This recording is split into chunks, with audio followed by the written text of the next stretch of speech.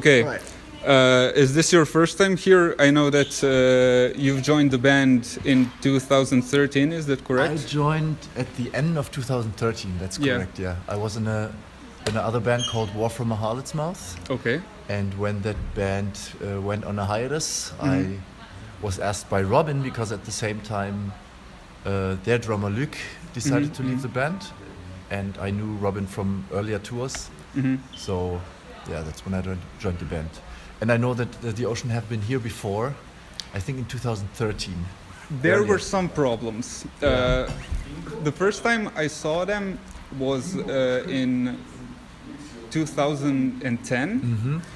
They were supporting the Dillinger Escape Plan, and that was in Italy. Yeah. And then in 2011, they were supposed to play here with Red Fang and Intronaut. Intronaut, yeah.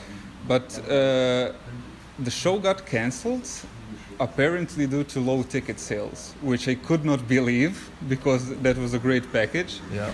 And you then, will never know. Yeah, and then in 2013, they were supposed to be here in, I think it was April maybe. They were touring with Cult of Luna. Yeah. And they couldn't get in the country because we weren't in the European Union yet. Yeah. Okay. And then the guys from Cult of Luna organized a bus for anyone who wanted to come to the show in Slovenia, because they moved the show to Slovenia. And I'm not sure if they've been, if the Ocean have been in Croatia since then. I think maybe as a support slot. I'm not even sure. I think they were on the Pelagia tour. Was it maybe? I think it was 2013 on the big European tour, but I'm not quite sure. Yeah, I don't know. Anyways, I have never been to Croatia. And, okay, so this is your first time for here. me, this is my first time, and I'm super excited because I have no idea what to expect. Okay. I know that it can get pretty wild here. Yeah. I mean, so, I don't know what to expect either, because I saw the Ocean 3 times, but this is the first time here in Croatia that I see you guys. So hopefully, I hope it's gonna be wild. Yeah. Okay, so this year you released the first part of your Phanerozoic albums. Correct. And this is your first time contributing to a record, a full length. A full length, yeah. Yeah, you did a split EP, right? With mono, yeah, the Transcendental EP with mono, and with one song on it only. Yeah, but it's like a 12-minute song, right? It's a 12-minute song, and the same material from the new album was also written in the same time frame as the song on the split. Okay.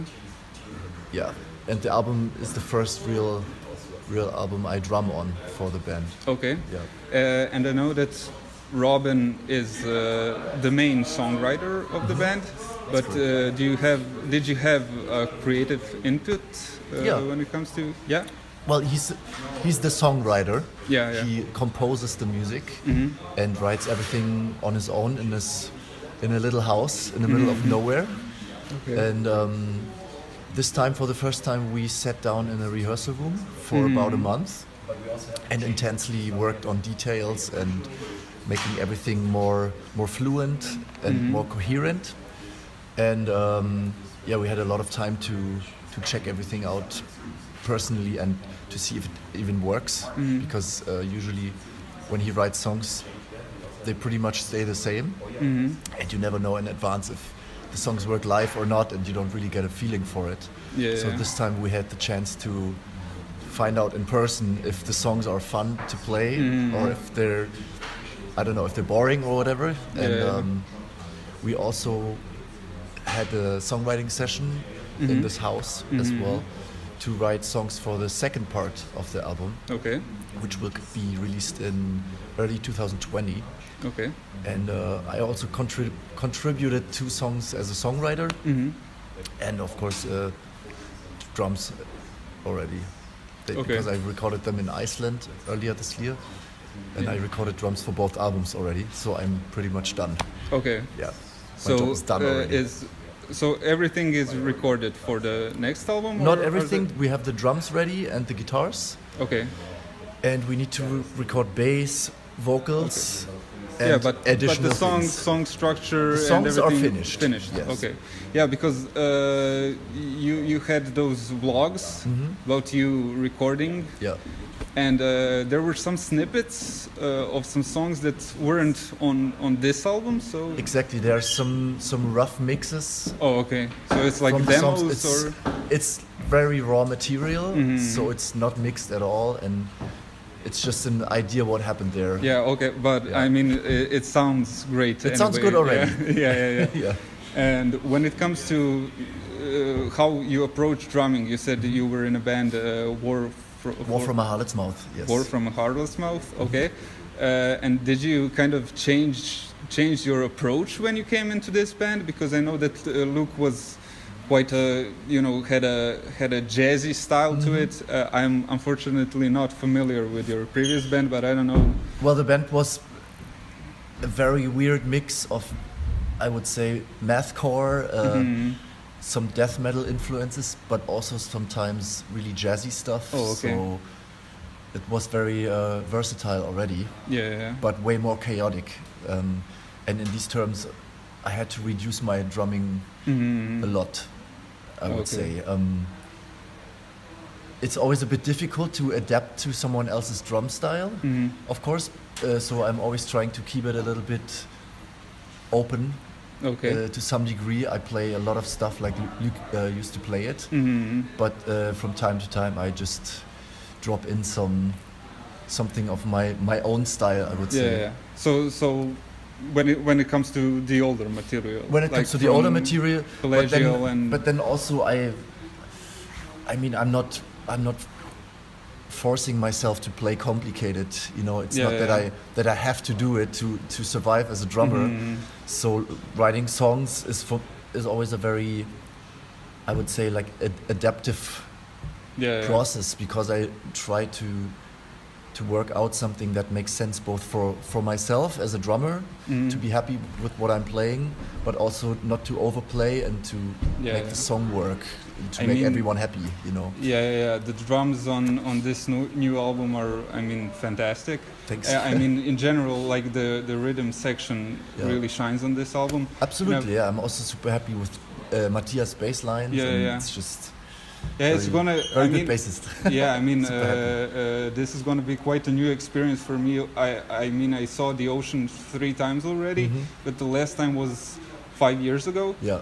So this is almost completely. It's almost like a new band. A new band, yeah. I mean, just Robin and Loic are still left from the previous lineup, and I'm curious what is. I mean, I know that on the second part of the Phanerozoic, it's like Cenozoic and Mesozoic and Cenozoic. Yeah, exactly. It's basically 2 parts. It's going to be a double album. Oh, it's gonna that is gonna be a double album. It's pretty sure it's going to be a double album. Oh, okay. Like a double album. You can say 2 EPs or whatever, or 2. Okay. So maybe like Precambrian double album stuff. Maybe like that. Oh, okay. And I don't want to tell too much already. I mean, if you follow the geological eras, you can pretty much tell you can pre-tell what's happening. But we didn't want to release 3 albums, but rather work with the material we have, and that ends up in pretty much. It's a lot of music. Yeah. So this is like a. What did they say? Like a missing link between Precambrian and heliocentric and anthropocentric. Yeah. And do you know, like, I know that the first track of this album starts with a melody from the last track from Precambrian. Exactly. Yeah. So I presume that on the next album, the last track of the It might, but that might also be a little bit too much of something throwback. You would expect, you know. Okay. I mean, we don't want to give everything the people want, you know. If everyone's like, we expect this to be exactly like this. No, because I'm saying that because I mean, the songs are written. Yeah.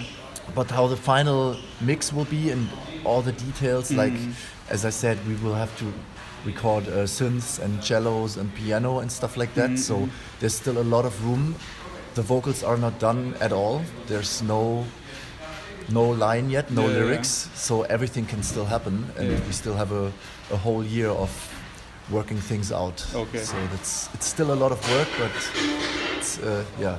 it's very interesting. I just mentioned the throwbacks to Precambrian because it immediately reminded me of I don't know, you know about the band Neurosis? Of course. Neurosis, and it reminded me of the Sovereign EP that connected the Times of Grace and The Sun That Never Set. So I was just curious about that. Yeah, I mean, I think that's something that musicians automatically do in general, not because they plan it ahead, but just because it happens and they find themselves in parts they have been already, but also approved and development happens, you know. So you always look back on what you have done and try to find a good way to connect to yourself, pretty much, you know, to your creative self.